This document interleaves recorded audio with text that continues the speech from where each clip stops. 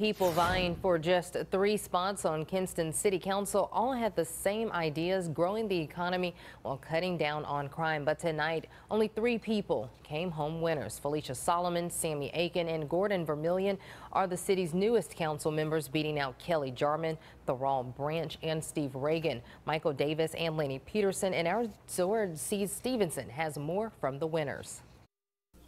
Just moments ago, 8 candidates and their families packed this room, but only 3 walked out winners. Newcomer Felicia Solomon led the way, followed by incumbent Sammy Aiken and former councilperson Gordon Vermillion. And all the candidates tell me they're excited to work together. What I see is a strong team being put together to help drive and direct the growth of our city. We want to improve the quality of life for the citizens of Kinston, get more jobs here, better infrastructure, and bring more cohesiveness here back to Kinston. We've got to address the crime situation in Kinston, and we've got a lot of good things coming with new street coming up, Queen Street, new design.